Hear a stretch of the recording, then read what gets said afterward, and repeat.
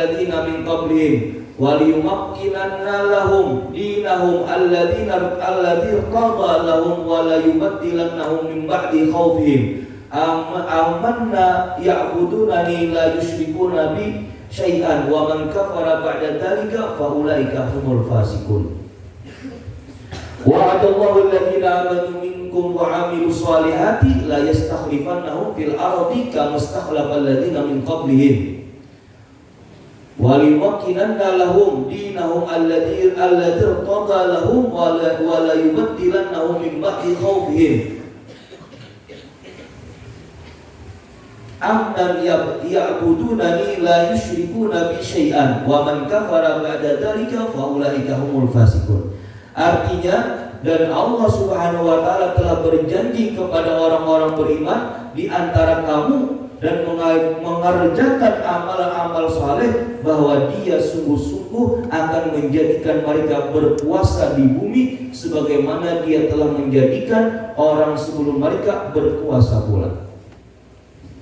Dan sesungguhnya Dia akan menangguhkan bagi mereka agama yang telah diridhoinya untuk mereka, dan Dia benar-benar akan menukar keadaan mereka sesudah mereka berada dalam ketakutan menjadi aman senantiasa, yaitu apabila mereka tetap menyembuhkan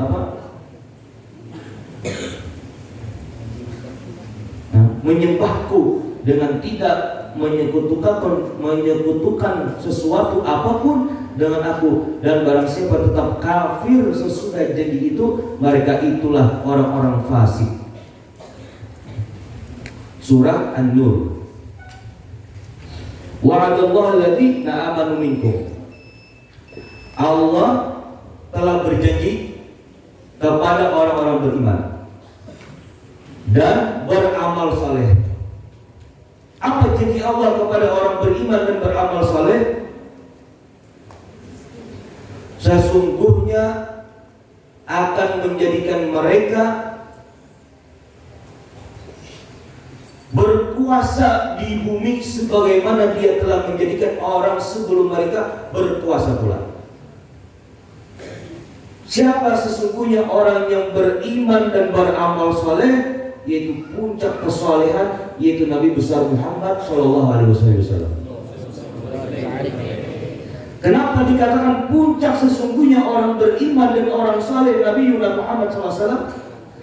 Karena beliau semasa berjuang di dalam dakwahnya Allah, karena keimanan beliau, karena amal saleh beliau, beliau menguasai jagat raya ini baik timur dan barat.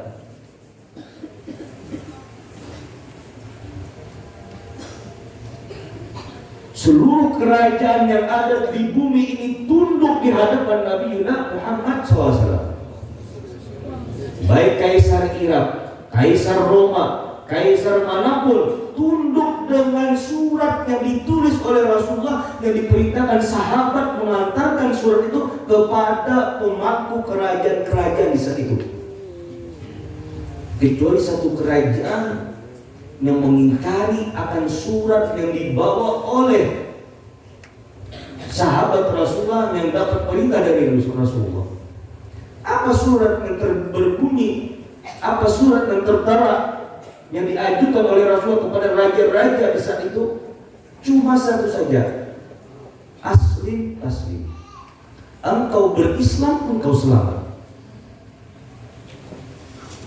Pernah dikatakan Raja Al-Iraqi, siapa sih dia? Berani-beraninya ini orang mengantar kepadaku surat. Apakah dia punya pasukan yang paling hebat di saat itu? Maka dijawab oleh yang mengantarkan surat, dia tidak punya pasukan. Pasukannya cuma anak-anak yatim. Apakah dia kaya raya sampai berani-beraninya dia mengantarkan surat ke hadapanku dan mengatakan aslim taslim, engkau berislam, engkau selamat? Dia tidak punya kekayaan sedikit pun. Beberapa kali pertanyaan sampai raja tadi berbicara kepada yang mengatakan surat, wahai utusan Muhammad, sampaikan kepada Muhammad, aku ingin membersihkan kedua sandal yang dia pakai itu. Raja itu tunduk karena membaca surat yang ditulis orang yang beriman, orang yang soleh tadi, yaitu ismuhu Muhammad sallallahu alaihi wasallam. Tapi ada satu raja yang membengkang akan surat yang diutus oleh Nabi Muhammad kepada sahabat dan mengatakan belum dia baca itu surat, langsung dirobek-robek itu surat, langsung dicabik, disulut, dirobek-robek itu surat dan dilemparkan kepada yang mengasih itu surat. Maka sampailah berita itu ke hadapan Rasulullah SAW. Dan apa dikatakan oleh Rasulullah? Dia merobek itu surat, maka kerajaannya pun, kehebatannya pun, kekuasaannya pun akan dirobek-robek seperti dia merobek-robek akan surat yang dikirimkan kepada dia. Kada lama berselang lama kerajaan, kekuasaan, kehebatan raja itu hancur seketika. Dengan apa? Dengan gerak-gerik yang maha adil, yaitu Allah Jalla Jalaluhu. Lewat siapa? Lewat puncak keimanan, puncak kesalihan, yaitu Nabi besar Muhammad sallallahu alaihi wasallam. Dari sini puncak keimanan, puncak keluhuran, puncak kesalehan ittiba nabikum nabiyuna Muhammad SAW. Maka semuanya kita akan menjadi orang-orang yang beriman dan orang-orang yang saleh. Nah di sini wa'adallah, Allah berjanji kepada orang yang beriman dan beramal saleh, mereka akan menguasai isi bumi ini. Jadi insya Allah sampai detik ini kita tidak bakal kekurangan daripada orang yang beriman dan orang-orang yang soleh. Makanya aulia-aulia Allah itu setiap kampung-kampung itu ada makam-makamnya wali-wali. Setiap daerah-daerah itu ada kuburnya para wali-wali. Mereka siapa? Mereka adalah paku-pakunya dunia yang menahan amarahnya Allah, yang menahan murkanya Allah. Makanya dirancang kita ziarahi paku-pakunya bumi itu. Makanya kita sering-sering hadir di pekuburan-pekuburan para wali-wali Allah agar dapat madad sir dari mereka-mereka. Jangan ziarah ke ujung Pandaran, jangan ziarah ke Samudra Besar cuma selfie doang, tapi di sana munajatkan, sampaikan keluhan kita dengan berkat engkau wahai Syekh. Mudah-mudahan sampai kota Waringin Timur ini jauh daripada bala musibah.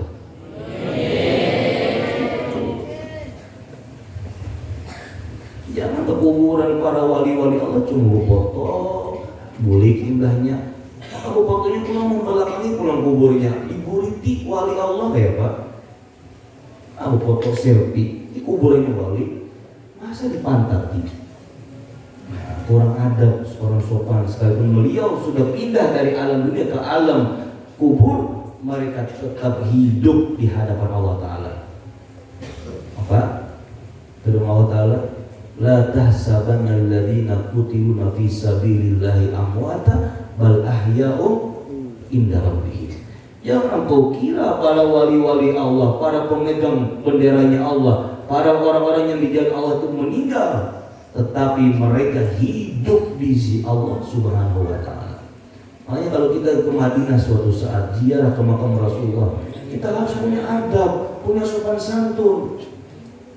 Itu tahulah askar-askar, tentara, polisi-polisi yang selalu menjaga di hadapan makam Rasulullah itu kadang berani dia membelakangi makam Rasul itu sampai selama 1 jam. Karena beberapa askar, beberapa polisi yang membelakangi makam Rasul itu banyak dapat penyakit. Kurang adab. Makanya mereka kan ketika berani lagi sekarang ini yang membelakang ini selawasan, kira bergantian. Karena banyak yang dapat penyakit.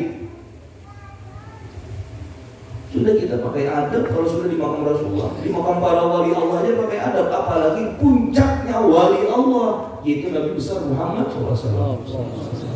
Mudah-mudahan pertemuan kita malam ini membawa keberkahan dari Allah Subhanahu Wa Taala.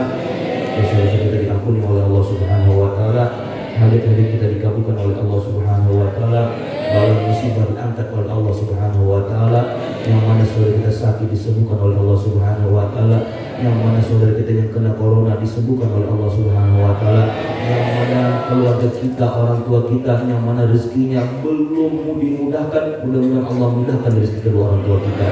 Mudah-mudahan dimudahkan ekonomi kedua orang tua kita. Mudah-mudahan kita berataan diberi kenikmatan, baik nikmat iman, baik nikmat amal-amal saleh. Wassallallahu ala sayyidina Muhammad nabi ummi wa ala alihi wasallam. Bi fadlika subhana rabbika rabbil izzati amma yasifun. Wassalamu alal mursalin walhamdulillahi rabbil alamin. Al-Fatihah.